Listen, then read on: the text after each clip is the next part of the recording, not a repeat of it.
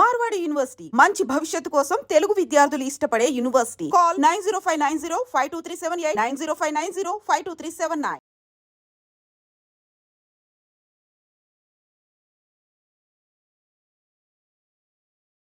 Cyber నేరాలు ఇవి frequent గా మరీ భయంకరంగా పెరిగిపోయాయి.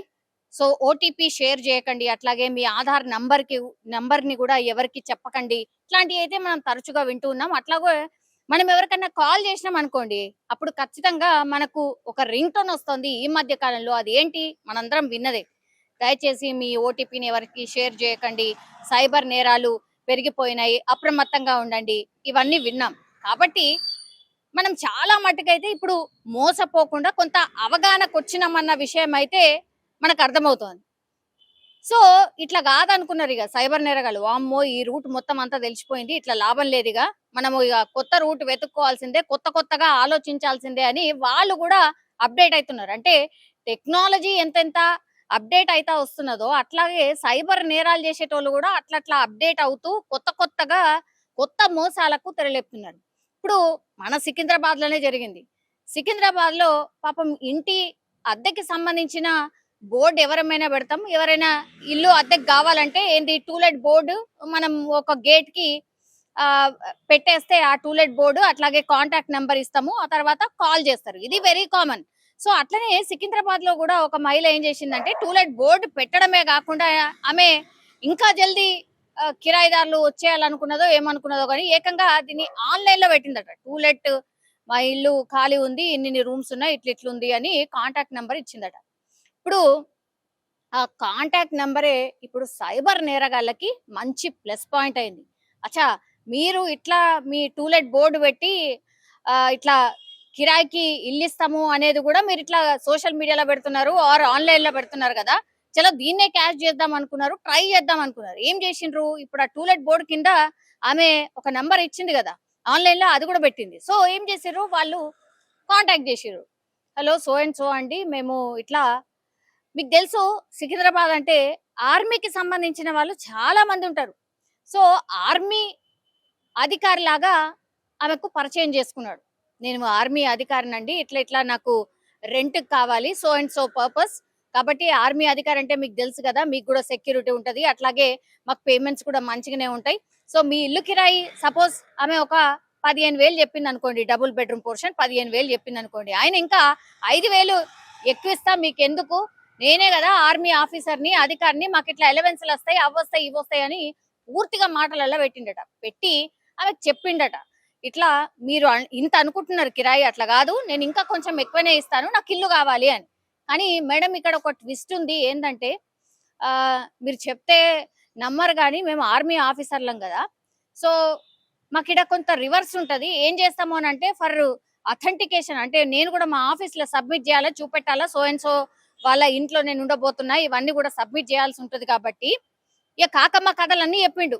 చెప్పి ఏం చెప్పిండంటే అట్లా కాదు, మీరే ఫస్ట్ నాకు కొంత అమౌంట్ వేయాలి, అప్పుడు ఏమైతుందంటే నా అకౌంట్ అచ్చా వీళ్ళు కరెక్ట్ గానే మోసం చేయకుండానే ఈయన ఆర్మీ ఆఫీసర్ ని వాళ్ళ ఇంట్లో కిరాయికి పెట్టుకోబోతోంది, ఈమె ప్రొఫైల్ అంతా క్లియర్ గా ఉంది అని సోకాల్డ్ ఏదేదో కథలు చెప్పిండట. ఆమె మంచిగా కిరాయి పెరుగుతుంది, అట్లాగే ఆర్మీ ఆఫీసర్ కూడా మంచిగా కిరాయి ఉంటాడు అనుకున్నది. సింపుల్ ఏం చేసిందంటే ఖచ్చితంగా నా అకౌంట్ లోకి 1,31,000 మీరు ట్రాన్స్ఫర్ చేస్తే అప్పుడు అగైన్ మీకు రివర్స్ లో కొంత అమౌంట్ ని దానికి యాడ్ ఆన్ చేసి నేను ఆ అమౌంట్ ని ట్రాన్స్ఫర్ చేస్తాను, అప్పుడు ఏంటంటే క్లియర్ అయిపోతుంది, ఇక నేను వచ్చి మీ ఇంట్లో కిరాయికి ఉండొచ్చు అని చెప్పిండట. అప్పుడు ఆర్మీ ఆఫీసరు అట్లాగే కిరాయి మంచిగా ఇస్తా అంటున్నాడు, ఇవన్నీ కూడా ప్లస్ పాయింట్సే కనిపించినాయి ఆ మహిళకు కూడా. సో ఏం చేసింది, సరే అండి ఓకే నో ప్రాబ్లం అని చెప్పి ఆయనకు మంచిగా 1,31,000 ట్రాన్స్ఫర్ కొట్టేసిన తర్వాత ఇంకేముంది, అక్కడ మన ఆర్మీ అధికార ఇంకెవరన్నా మంచిగా మోసపోయింది కంప్లీట్లీ. మాటలల్లా బురడి కొట్టించిండు, ఆ మాటలల్లా పడి పాపం ఆమె పూర్తిగా ఆమె దగ్గర ఉన్న అమౌంటే ఈ ఆర్మీ ఆఫీసర్ అనే సో కాల్డ్ సైబర్ నేరగాడికి కొట్టేసింది. ఆ తర్వాత ఏముంటది, ఈ కాల్ చేయడం స్టార్ట్ చేసింది, కొట్టేసి రేపు 24 గంటల లోపు నేను మీకు ట్రాన్స్ఫర్ చేసేస్తానండి, నేను వచ్చి అడ్వాన్స్ ఇస్తానండి అని చెప్పాట. ఇంకేముంటది, ఇంకెక్కడ 24 గంటలు, మీరు 1,31,000 ట్రాన్స్ఫర్ చేసిన వెంటనే ఫోన్ స్విచ్ ఆఫ్. అంతే. ఇప్పటి వరకు నా ఫోన్ జాడాలేదు, రింగ్ అయింది లేదు, స్విచ్ ఆఫ్. దీంతో ఏం చేస్తుంది? దగ్గరలో ఉన్న పోలీస్ స్టేషన్కి పోయి ఇట్లా నాకు ఇలా జరిగిందండి, నేను ఇట్లా మోసపోయాను, ఇలా జరిగింది అని చెప్పినటువంటి సిచ్యువేషన్. 1,31,000 దేనికి? జస్ట్ టూలెట్ బోర్డ్ మా ఇల్లు ఖాళీ ఉందని ఆన్లైన్ లో పెట్టినందుకు గాను ఆమె చెల్లించుకున్న మూల్యం ఎంత? 1,31,000. సో మోసగాళ్ళు మన చుట్టూరుగానే ఉన్నారు.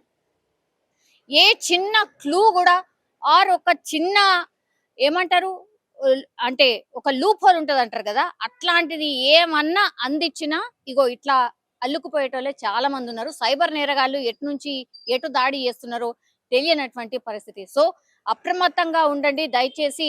ఇట్లాంటి మాయ మాటలు చెప్పేటోళ్ళ దాంట్లో పడకండి. ఎవరైనా అమౌంట్ ట్రాన్స్ఫర్ చెయ్యమంటున్నారు ముక్కు మొహం తెలియని వాళ్ళు అంటేనే మీరు అర్థం చేసుకోవచ్చు అది మోసం పక్కా అని. దయచేసి మోసపోకండి. అగైన్ సైబర్ నేరాలలో ఇదొక రకం అన్నట్టు. దయచేసి ఇట్లాంటి వాటికి మాత్రం మోసపోకండి. నిజంగా ప్రస్తుతం ఉన్నటువంటి సమాజం దేనికి ప్రయారిటీ ఇస్తుంది? ఆర్థిక సంబంధాల చుట్టూ మాత్రమే తిరుగుతోంది. మళ్ళీ ఎన్నికలంగానే చాలా విరక్తి కలుగుతాను. మంచి అనిపిస్తుంది కదా, లేడీస్ కూడా ఛాలెంజింగ్ జాబ్స్ చేసినప్పుడు చాలా బాగుంటది. ట్రాఫిక్ అసిస్టెంట్స్ గా నియమించిన ట్రాన్స్జెండర్స్ అందరితో సాల్యూట్ చేయించుకుంటున్నారు. ఫుడ్ డెలివరీ ఇవ్వటానికి వెళ్ళినటువంటి డెలివరీ బాయ్ అనిల్ పై కళ్ళ ముందు